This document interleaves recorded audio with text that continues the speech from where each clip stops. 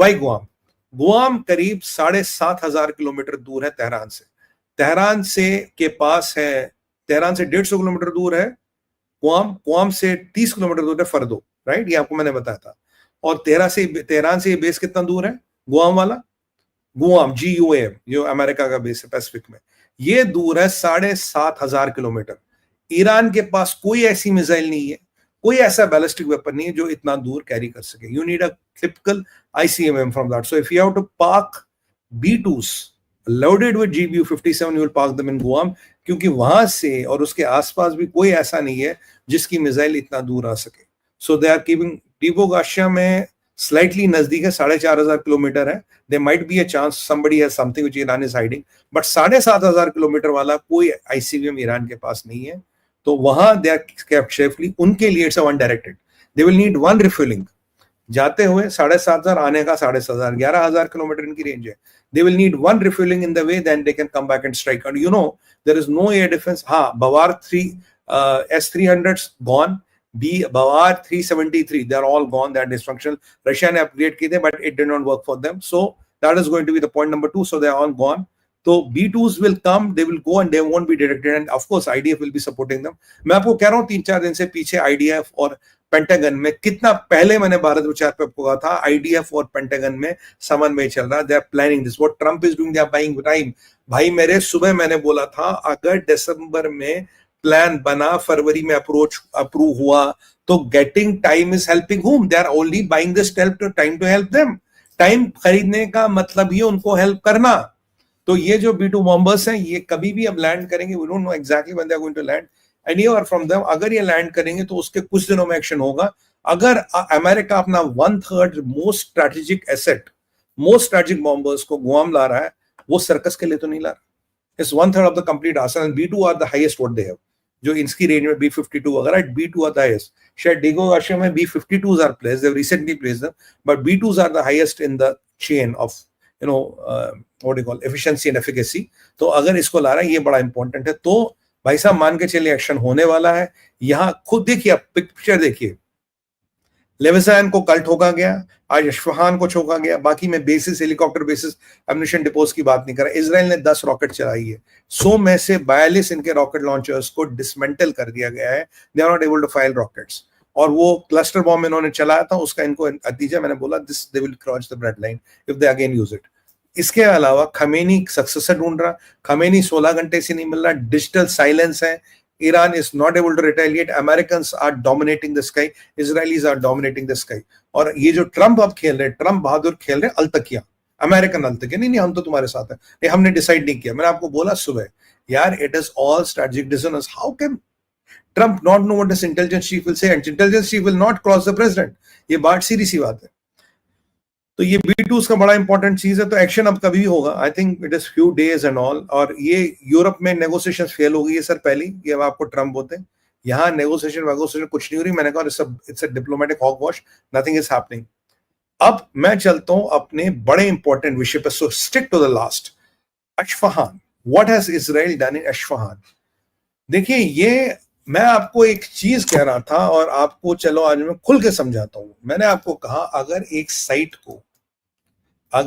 Site को bomb किया जाता, you might not have a radiation leak, but you will definitely have a contamination. The site will be contaminated. ये मैंने आपको कहा था नहीं कहा था, राइट? कहा था। अब भाई हुआ क्या है अश्फहान में, जब ये सारा प्रक्रिया सीज फायर, तुलसी गवाड़ इधर उधर चल रहा था, they sent 50 jets to Isfahan today. कल वो जो लवानिया छुड़ा था, लवजेन, व्हाट इज द नेम, नाम भूल के मैं, कल वाली साइड का जिसमें हमने शो भी किया था, 60 जेट्स वेंट देयर, आज 50 जेट्स थे। What did they do? इन्होंने 2 चीजों की मरम्मत की आज। एक, इन्होंने जो वहां सेंट्रीफ्यूज बनते थे, उस प्रकरण को, उस प्रोसेस को खत्म कर दिया, क्योंकि जो एग्जिस्टिंग सेंट्रीफ्यूज है वो रुक गए, but the site is not leaking as per Rafael Grossi, the head of IAEA। But एक और चीज आपको पता है अश्फहान में क्या है? अब बोले अगर सेंट्रीफ्यूज रुक गए तो भैया फिर जाने की जरूरत क्या थी? 50 जेट काहे को भेजे? क्या कर रहे हो जेट भेज के? GBU-28 और पॉसिबली GBU-27 PAVs को क्यों यूज करें? What are you going to achieve? I will tell you what exactly they are going to achieve, और इसका खतरा कितना बड़ा है। देखिए, वहां जो बनता था माइनस सेंट्रीफ्यूज, जिस कारखाने को मैं बड़ा आसान भाषा में बता रहा हूं, जिस कारखाने में हमला किया गया वहां बनता था uranium hexafluoride, it's called UF6। UF6 में क्या होता है, इट इज ये जैसे ही मॉइस्चर के संपर्क में, ये वैक्यूम्स में होता है UF6, यूरेनियम हेक्साफ्लोराइड, ये part of this process, centrifugation के प्रोसेस में काम आता है, ये वहां बनता था।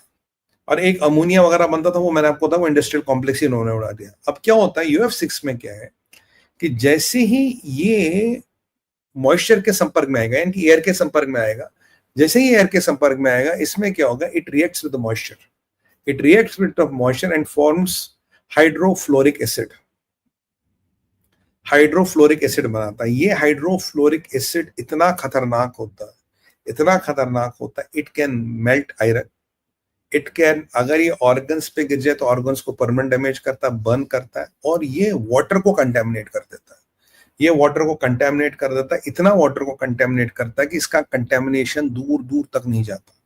It is highly highly highly toxic, and don't expect me to know more than a chemist. I don't know, I'm talking you from an analyst point of view. आप में से किसी का नहीं इसकी टॉक्सिसिटी नहीं यार, I'm not a chemist, so I'm telling you what broadly it means. So what it will do is when अब ये जो वहां ये फूट गया है, ये जो इनके कंटेनर फूट गए, तो now this hydrofluoric acid is formed. Hydrofluoric acid वहां रिस रहा है, ये धीरे धीरे वहां के पानी में, वहां की जमीन में, वहां की चीजों में जाएगा, जहां जहां ये जाएगा जलाएगा। अगर आदमियों के संपर्क में आता, आपकी स्किन जला देता, अगर आप इसे पी लेते हो, it leads to multi organ failure, it leads to multi organ failure, it's a kind of a poison which you and little bit of contamination is worried. वहां कहते हैं कि इतना हाइड्रोफ्लोरिक एसिड था जिसको इजराइल ने आज बर्बाद किया, that site is now fully contaminated. Now I can vouch and tell you, after this revelation of UF6, ये दुनिया का मीडिया नहीं बताएगा, वो अब भी देख रहा है रेडियो एक्टिव लीक। अरे भाई, it's not about radioactive leak यार, why do you think radioactive leak is always a leak? It is radioactive contamination which is more killer than radioactive leak. Radioactive leak अब भी वहां नहीं है, कोई leak वहां नहीं है, but the radioactive contamination is done the moment your hydrofluoric acid made from UF6, uranium का, जो यूरेनियम हेक्साफ्लोराइड से जब हाइड्रोफ्लोरिक एसिड बनता है, sir nuclear site is already contaminated and there is no way you can pull it back. There is no way you can, वो सालों के लिए वो साइट गई, आप उसको यूज नहीं करोगे ना, site is already contaminated. So my logic of site contamination is here proved. मैंने कहा आज आपको इसमें बताऊं, व्हाई आई एम टेलिंग, क्योंकि देखिए हर दिन तो इतना टाइम नहीं मिलता समझाने का, तो मैंने कहा आपको बताऊं this is what is done. इसका मतलब आपको पता क्या है, अगर ये वाटर टेबल में गया, और वाटर टेबल में इतना जाएगा जो ईरान के आसपास की कंट्रीज है, they will be checking there water very soon.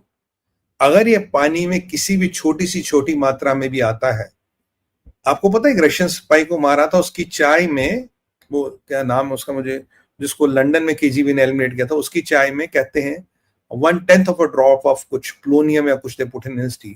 You know how that the person died? He was a Russian spy who had turned rogue. We all know the case. वो 1/10 of a drop एक चाय के cup में डाला, he died in a couple of days and a very miserable death. इसका contamination बहुत खतरनाक होता है। If it starts entering the water table, you are screwed man. और कतार के या किसी की भी डिसैलिनेशन प्लांट्स इसको अलग नहीं कर पाएंगे।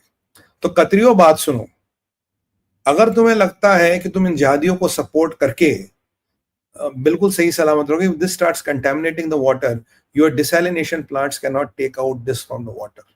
That means you are heading for a big big big trouble.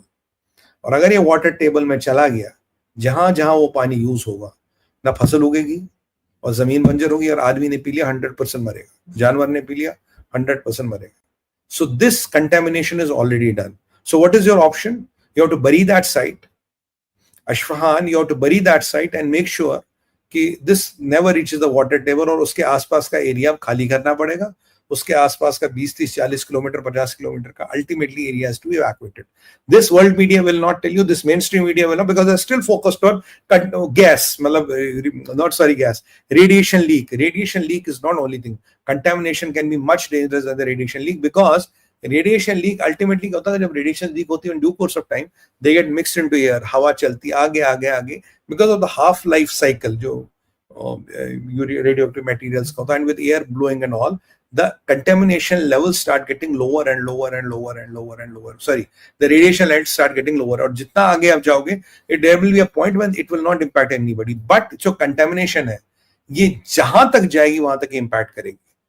इसका डिस्टेंस पे इसकी स्ट्रेंथ कम नहीं होती. रेडिएशन जब डिस्टेंस ट्रेवल करती है उसकी स्ट्रेंथ कम होती. कंटैमिनेशन जब डिस्टेंस कवर करती इसकी स्ट्रेंथ कम नहीं होती है. That is the point I am trying to tell you. So the only thing you can prevent contamination is to limit its area of influence.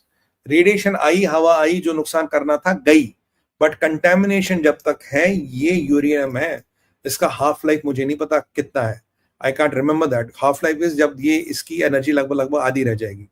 मान लीजिए 100 ग्राम है तो हाफ लाइफ अगर इसका 50 साल है तो 50 ग्राम रह जाएगा. अगले 50 साल में 25 ग्राम ही जाएगा. उसके 50 साल में 12.5 ग्राम जाएगा. उसके 50 साल में 6.25 ग्राम जाएगा. So it doesn't kind of follow a linear cycle. आधे का आधा, आधे का आधा, आधे का आधे. बेसिकली ये कभी खत्म नहीं होता, but it reaches a level where it doesn't hurt you. But radioactive contamination is worse than radiation because wherever it goes, it is there till the time it doesn't reach its half life. और uranium hexafluoride की half life क्या, I don't know. I didn't try to find it because again sir I am not a chemist, but my job is to tell you how dangerous this is. I think from a geopolitical perspective I have explained you how dangerous it is and how you know and what Israel has really achieved. अब मैंने आपको क्या बोला, strike protocol alpha, वो video आपने अभी पूरा नहीं देखा भाई. वो स्ट्राइक प्रोटोकॉल अल्फा वाला वीडियो देखो. That explains what are the four constants. Say fifth thing is always escalating, and this is what is the fifth thing which keeps on escalating and which keeps on going up. And this is what the Israeli plan is. And I am telling you, brothers, Israel has a plan. Israel will have a plan which will be even non-kinetic for Fordo. Now I am convinced Israel will be having a plan which is non-kinetic for Fordo. और आपको एक और बात बताऊं, I broadly know what it can be. Not the one which I have shared with you, but I broadly know what it can be, but I am not going to talk about it. Let Israelis do the job and swear to God, अगर वही हुआ तो I will keep a hand on my chest, on my honor, on my chest and tell you this is what I thought. तो करने दीजिए. I don't want to spill the beans because I have been trying to find what their plan is. I got some idea कि ये क्या कर सकते हैं. So I think भाई साहब ये ईरान गया, regime change होगा, democracy आएगी, good for the people of Iran. They'll be liberated. They'll be out of this rabid mullah regime. And this is what is happening is good. Khomeini, fear I am repeating, 70% incapacitated, 50% से ज़्यादा probability is over, gone. Beta, he will be eliminated if he is designated. Does not designate. IRGC में distance चीजें खत्म. अगर ये वो शहर को अटैक किया गया, another Chernobyl. If Iran still doesn't mend its ways, it keeps on attacking Israeli civilians. This is not a red line which cannot be breached. Mind my words. This is not a red line which cannot be breached. और उसके बाद your B-2s are in the air. 30% America का ace arsenal is in the air landing in Guam. Possibly. Guam is what they will land because Guam में they are 100% safe. It is not kidding, boss. It is not a show. It is. और देखिए Trump कुछ भी drama करता रहे, साथ के साथ कार्रवाई चल रही है. एक के बाद साइट और इस्फहान में I told you how the contamination is done. Can Rafael Grossi come and say today, or can anybody come and say today contamination is not done? So boys and girls, don't only focus on radioactive leak, focus on radioactive contamination which is more lethal. उसका area जहां तक है वहां तक रहेगा, कभी नहीं जाएगा.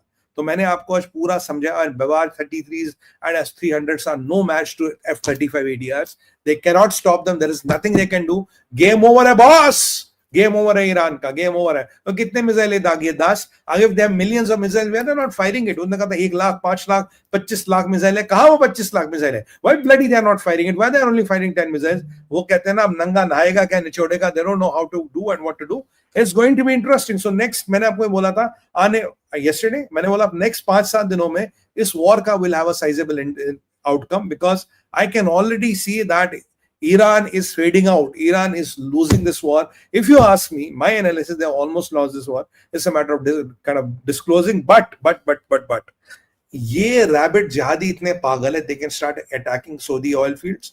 They can start disrupting UAE. They can start attacking American bases. मतलब हम तो डूबेंगे, तुम्हें साथ लेके डूबेंगे सनम. So we have to wait and watch how it will happen. But I hope it doesn't span into a regional conflict because knowing Ayatollah and his mentality, he will want to settle score with Saudi Arabia. 100% वो सऊदियों के साथ score settle करना चाहेगा, because he is a grudge in the heart, Saudi never had happened. और बाकी हमारा पाकिस्तान, वो तो माशाल्लाह नंबर 1 है, डॉलर ले लिए, देखो जहाद की राह पे चल दिया, जो डॉलर देगा उसको सलाम करेंगे। तो पाकिस्तान का नारा होना चाहिए, डॉलर के हम गुलाम, दो करेंगे तुम्हें सलाम। ईमान तकवा जहाद फी से बिल्ला हटा के बोलो, डॉलर के हमें गुलाम, जो देगा करेंगे उसको सलाम। ये पाकिस्तान आर्मी का मोटो होना चाहिए, डॉलर वाला छोड़ दो, जहाद करो बेटा, तुम्हारा टाइम आ गया है। और आज जो ये इस्लामिक देशों का कांग्रेस हुआ, खैर मैंने तो उसको बात भी नहीं की यार कि ये कांग्रेस, मुझे लगता पाकिस्तान वहां नहीं था, पाकिस्तान भाई साहब गलती मार गया, गोल हो गए सही टाइम पे सही जगह पे। That is your friendly neighbourhood Pakistan. एक चीज अच्छी है, उन्होंने अमेरिकनों के साथ एक चीज अच्छी सीखी है कि पैसे में हर चीज बिकती है, तो that is true for Pakistan. Pakistan को हम ऐसी हीरा मंडी नहीं कहते, पैसा फेंक तमाशा देख। आप लोग बड़े परेशान, मुनीर चाय भाई पी रहा था, मैंने कहा भाई मुनीर का लेवरेज भी है, मुनीर का DF6 वाला लेवरेज मत भूलिएगा, उसको औकात गिना दिए। अगर ये DF6 को छेड़ा तो वहां आके मारेंगे जहां पानी भी नहीं मिलेगा। याद रखना, हमारा काम करता रहे, कमीज उतार, बूट पॉलिश कर और निकल, और जितना काम तुम्हें बोला उतना कर। अगर DF6 या जीवी की तरफ बढ़ा भी तो तेरी और तेरे बाप चाइना की दोनों की खैर नहीं है। आप में से जिन लोगों ने वो नहीं देखा, वो व्लॉग देखिए, will understand what I am talking. इसी के साथ अपनी वाणी को विराम देता हूं, देखते क्या होता है। मैं तो भाई तैयार हूं, क्या होना है